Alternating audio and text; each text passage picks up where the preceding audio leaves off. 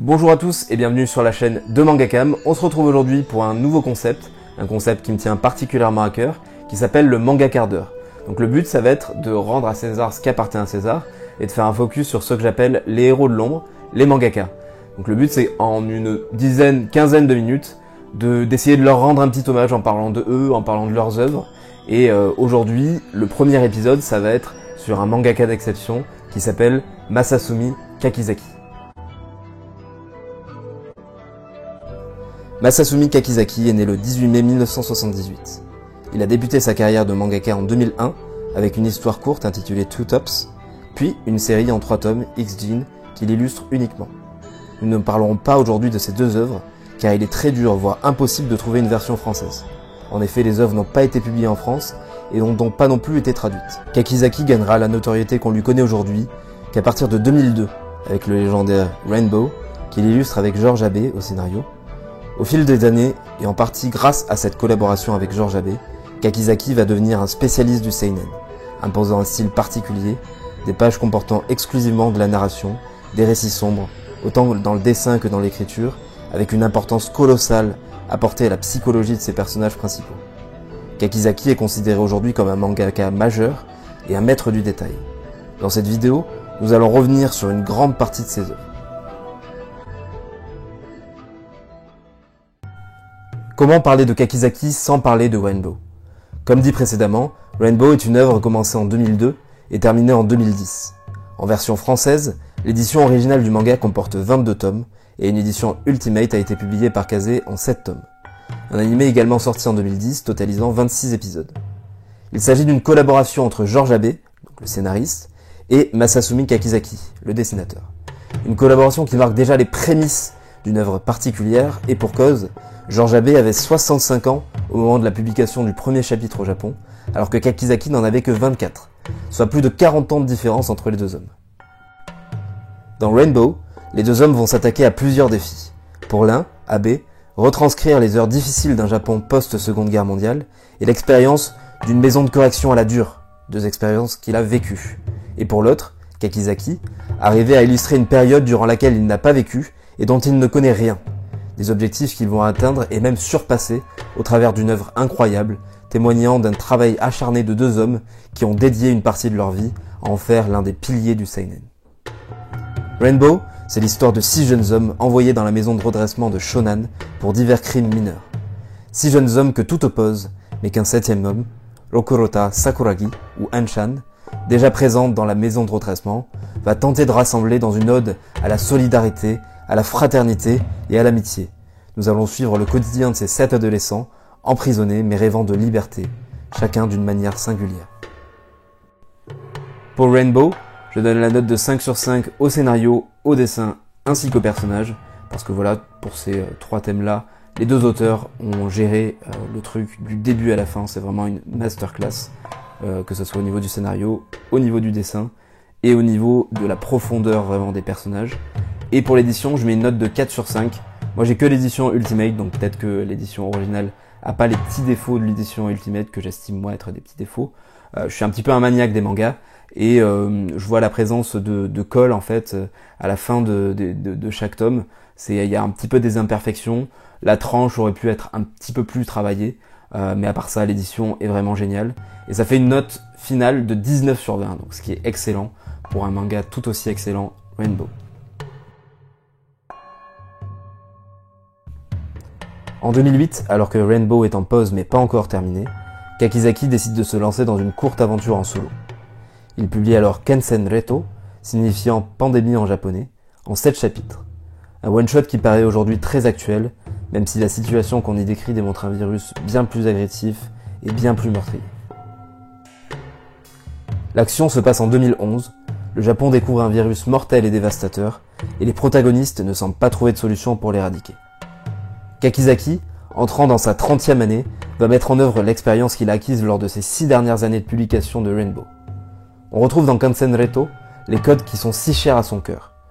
L'accent, mis sur la psychologie des personnages et leur introspection, des valeurs primordiales mises en avant comme l'altruisme, le sens des responsabilités et le sens du sacrifice, mais aussi des dessins qui ne nous épargnent rien sur la violence d'une telle pandémie sur l'humanité. Kensen Reto n'a malheureusement pas été publiée en France. C'est une œuvre démontrant tout le talent de l'auteur, mais à laquelle on peut parfois reprocher d'aller un peu vite.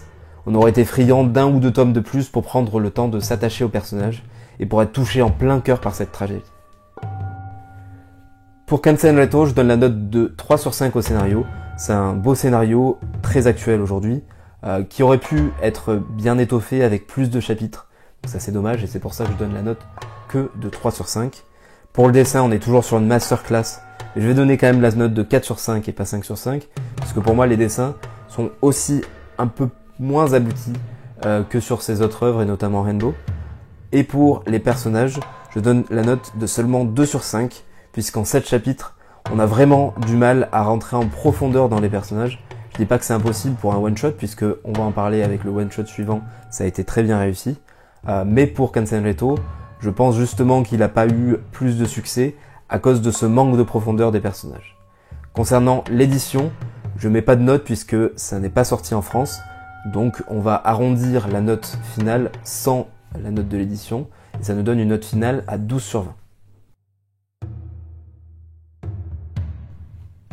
Contrairement à Kensen Reto, le one-shot Hideouts, publié en 2010 par Kakizaki, a lui eu la chance d'être publié en France par l'éditeur Kiyun.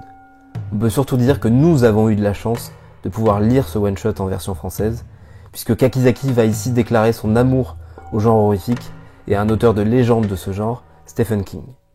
Il ne cache d'ailleurs pas son amour pour cet auteur et va lui faire honneur en gérant d'une main de maître le dessin et le scénario de cette pépite. Le ton est déjà donné avec la couverture qui ne manquera pas de nous glacer le sang. Nous sommes directement embarqués dans un thriller psychologique et dans une vision terrible de l'âme humaine. Kakizaki va nous montrer comment un homme peut tout perdre en très peu de temps, sans lui laisser d'espoir de rédemption cette fois, sans pouvoir se dérober à la dure réalité de ce monde. Hideout arrive en quelques chapitres à nous faire plonger dans l'angoisse et dans la pénombre, et ça fonctionne très bien. Un indispensable pour tous les mordus de l'horreur. Pour Hideout, je donne la note de 4 sur 5 au scénario. C'est un scénario vraiment génial, du début à la fin. Pour un one-shot, je trouve ça vraiment très abouti. Bien sûr, avec quelques chapitres de plus, on aurait pu obtenir un point de plus et être dans un scénario encore plus abouti. Mais je pense pas que c'était le but de Kakizaki. Il voulait vraiment faire cette histoire en one-shot et c'est très bien réussi. Pour le dessin, on est sur une note de 5 sur 5. C'est vraiment une masterclass comme sur Rainbow et comme sur ses œuvres majeures. On retrouve un dessin qui nous glace le sang, qui montre vraiment la violence, le détail de certains personnages qui sont totalement déformés, et ça c'est vraiment très efficace. Pour les personnages, je donne la note de 3 sur 5, là on rentre un peu plus en profondeur dans les personnages, contrairement à Kensen Reto, mais il nous manque encore quelques détails, détails de la vie passée, peut-être un peu du futur sur les personnages, et c'est pour ça que je mets que la note de 3 sur 5, même si c'est quand même excellent. Pour l'édition, je mets un 5 sur 5, je la trouve exceptionnelle, je la trouve super belle, et voilà, ça donne vraiment envie de l'avoir dans son magathèque, et je suis très content aujourd'hui de l'avoir. Ce qui fait une note finale pour Hideout de 17 sur 20, ce qui est excellent pour un one-shot. Après avoir terminé Rainbow et ses deux one-shots, Kensen Reto et Hideout, Kakizaki décide de s'essayer à un autre genre qu'il apprécie tout particulièrement, le western spaghetti. Pour ceux d'entre vous qui ignorent ce qu'est un western, c'est un genre cinématographique des années 50-60, dont l'action se déroule la plupart du temps dans l'ouest des États-Unis, avec pour thème la fameuse conquête de l'ouest, ou ruée vers l'or, qui a eu lieu lors de la fin du 19e siècle. Le western spaghetti désigne lui le western italien, dans lequel, contrairement au western classique, l'accent est mis sur la loi du plus fort plutôt que sur les valeurs traditionnelles américaines. Kakizaki est justement un grand fan de l'un des classiques du genre, Django, réalisé en 1966, que l'on peut connaître aussi grâce à Quentin Tarantino, qu'il a revisité avec Django Unchained en 2012. Il va donc se lancer dans l'aventure Green Blood. Publié en France par Kiyun en 5 tomes, Green Blood va nous conter l'histoire de deux frères immigrés aux États-Unis à la fin du 19e siècle, dans l'un des pires quartiers de New York, Five Points. Ils vont essayer de survivre le plus honnêtement possible dans un quartier gangréné par les guerres de gangs, la prostitution et la criminalité. Ce que le plus jeune d'entre eux ne sait pas, c'est que son aîné est un tueur à gages redoutable, membre de l'un des plus gros gangs du quartier, et grâce à son talent pour un dessin avec un niveau de détail époustouflant, illustrant des personnages tous plus charismatiques et marquants que les uns que les autres, Et sans oublier son talent pour le scénario, avec ses actions haletantes, entrecoupées de pauses narratives ne faisant en rien perdre le rythme de son œuvre, Kakizaki fait encore une fois honneur au genre auquel il s'attaque, avec une œuvre poignante sur des thèmes qu'il apprécie, la violence, la fraternité et le sens des responsabilités. Pour Green Blood, je donne la note de 4 sur 5 au scénario. Pour le dessin, je donne la note de 5 sur 5 parce que le dessin est toujours aussi exceptionnel. Pour les personnages, la note de 4 sur 5 aussi. J'aime beaucoup la profondeur apportée aux personnages dans cette œuvre. Et pour l'édition, une note de 4 sur 5 aussi. L'édition est très très belle. J'aime beaucoup les couleurs des tomes et j'aime beaucoup ce qui a été le soin qui a été apporté par Ki-Yoon pour cette édition.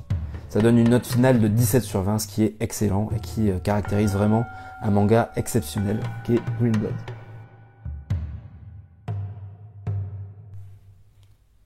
Avec une envie toujours débordante d'explorer de nouveaux genres et sans jamais prendre de longues pauses dans sa carrière et dans ses succès, Kakizaki publie en 2012 Bestiarius. Il fusionne cette fois les genres historique et fantasy en nous offrant une œuvre se déroulant au 1er siècle, au summum de la domination de l'Empire romain. Nous sommes directement plongés dans une arène dans laquelle s'entretuent des gladiateurs, des monstres et des créatures légendaires. Nous allons suivre plusieurs personnages comme Finn ou Zenon dans des époques différentes mais pas très éloignées, des personnages qui vont être considérés comme des bestiarius, des combattants capables de vaincre tout type de créatures. Kakizaki applique encore une fois ses codes favoris, l'amitié, la fraternité et le sens du sacrifice, tout y en ajoutant une pointe de violence et de sang. C'est un récit prenant que l'on recommande souvent à des lecteurs ayant apprécié des œuvres comme Berserk ou Kingdom. On retrouve en effet quelques codes de ces mangas cultes, même si Bestiarius n'arrive jamais à leur niveau. Tout en restant un manga très complet, dessiné et écrit admirablement, on peut parfois lui reprocher de nous perdre un petit peu dans les changements d'époque ou de ne pas assez développer certains personnages. Mais Kakizaki le dit lui-même dans la postface du premier tome, je cite « Tout a commencé de manière très simple. Alors que j'étais déjà débordé par la préparation d'une autre série, j'ai reçu une offre du magazine Shonen Sunday pour un récit complet. Je n'avais aucune idée de quoi dessiner, juste envie de faire un shonen. Et emporté par mon élan, j'ai dit oui, avec joie. Mon responsable éditorial m'a dit « Qu'est-ce que tu voudrais dessiner ?» Moi, je sais pas trop. Pourquoi pas quelque chose sur la romantique ? Mon responsable éditorial, moi. Vu que c'est pour un magazine de shonen, je pourrais ajouter des éléments de fantasy, genre des dragons. Mon responsable éditorial, ok, on fait comme ça alors. Voilà comment Bestiarius a démarré sur un coup de tête, une inspiration sauvage de Kakizaki, mais une inspiration très réussie pour un storyboard écrit en 2 jours seulement. Pour Bestiarius, je donne la note de 3 sur 5 au scénario. Comme je l'ai dit précédemment, ça aurait pu être un petit peu plus abouti, un peu plus clair. Pour le dessin, toujours 5 sur 5, c'est toujours une masterclass de la part de cet auteur qui dessine toujours aussi bien, toujours avec autant de détails, et pourtant dans des époques différentes et dans des styles différents. Pour les personnages, je donne la note de 3 sur 5, encore une fois, ils auraient pu être un petit peu plus développés, ils auraient pu avoir un peu plus de profondeur, même s'ils en ont. 3 sur 5 n'est pas une mauvaise note. Et pour l'édition, je donne la note de 4 sur 5, c'est une très belle édition aussi. J'ai pas le coffret qui a été fait, le coffret intégral, que je trouve magnifique aussi. Mais j'ai le petit coffret qui comporte les 3 premiers tomes et la série du coup est en 7 tomes et j'ai beaucoup aimé ce qui a été fait par Kazé sur cette édition là. Ça donne une note finale de 15 sur 20, ce qui est une très bonne note pour ce manga là, qui est un petit peu en dessous peut-être d'œuvres comme Rainbow, comme Hideout ou comme Green Blood, mais j'ai vraiment beaucoup aimé Bestiarius. Les 2 prochains mangas dont je vais parler ne sont pas encore sortis en France, et contrairement à tous les mangas précédents, je ne les ai pas encore lus puisque j'attends justement leur sortie en version française pour les acheter. Mais le 6 octobre 2022, événement. Après plusieurs années sans nouveau manga de Kakizaki édité en France, il est de retour. Publié en 2020 au Japon et adapté du film Wife of a Spy, ou Spy no Tsuma en japonais, le manga Les Amants Sacrifiés va être édité en 2 tomes par Ki-Yoon. L'action se passe dans les années 40 dans un Japon ancré dans la dictature et la fermeture au monde extérieur. Dans un contexte pré-Seconde Guerre mondiale, l'entreprise du charismatique Yosaku peine à maintenir son activité. Il va donc décider de chercher de nouveaux canaux d'approvisionnement en Mandchourie, province du nord de la Chine, malgré l'inquiétude de sa femme Satoko. Il part pour un voyage de plusieurs mois avec son neveu Fumio, et à leur retour Satoko sent un changement. Pire, l'odeur d'un secret. Fumio s'éloigne brusquement, et Yusaku annonce à son épouse qu'il compte arranger leur départ aux États-Unis. ennemi en puissance du Japon. Ce manga interroge sur un thème qui a toujours fait débat. Face à la menace, jusqu'où iriez-vous pour rester fidèle à vos idéaux? Le second manga qui attend sa sortie en France s'appelle, mes excuses d'avance pour la prononciation, Yomutsu Egui, Shisha no Kuni no Kajitsu, soit Yomutsu Egui, le fruit du royaume des morts. Il est publié depuis le 2021 au Japon, publication toujours en cours, et ne comporte pour l'instant qu'un seul tome. L'histoire, c'est Nawa, un ancien officier de police qui a perdu tout ce qui lui était cher, sa femme, sa fille et sa liberté. Les deux femmes de sa vie ont été assassinées par deux malfrats il y a 8 ans, et après avoir exécuté l'un des meurtriers, il se retrouve condamné à une peine de 18 ans de prison. Même derrière les barreaux, une seule idée l'obsède, retrouver le deuxième homme qui a détruit sa vie. Et les nuits de Nawa sont hantées par des rêves étranges. Et lorsqu'il finit par retrouver sa liberté, sa quête de vengeance prend un tournant inattendu. Ces deux mangas nous font la promesse de reprendre tous les codes tant appréciés par Kakizaki et par ses lecteurs fidèles dont je fais partie, avec notamment de l'introspection et de la violence. Vivement leur sortie. En conclusion de ce manga quart d'heure, on est face ici à un mangaka qui a su rester fidèle à sa ligne de conduite pendant tout le long de sa carrière, tout en prenant des risques, en s'essayant à différentes époques, à différents styles comme le thriller, le western, l'horreur, et il a su nous habituer à des éléments primordiaux qu'on retrouve dans la plupart de ses œuvres, comme l'amitié, la fraternité, qu'on retrouve pas mal dans Rainbow ou dans Green Blood, le sens des responsabilités, le sacrifice, l'altruisme, qu'on retrouve aussi dans pas mal d'œuvres, également la violence, que l'on retrouve notamment dans Green Blood, mais aussi dans d'autres œuvres comme Rainbow et Hideout, mais aussi ce sens inné de la narration qui lui a été vraiment inculqué par George Abbey lors de leur collaboration sur Rainbow, et qu'il a su vraiment continuer à faire pendant ses œuvres suivantes et ses œuvres majeures suivantes. À peine 44 ans, Masasumi Kakizaki a su s'imposer comme l'un des piliers du seinen et comme l'un des meilleurs dessinateurs de sa génération, ayant développé un genre à part et des œuvres passionnantes. Nul doute que nous n'avons pas fini d'entendre parler de Masasumi Kakizaki.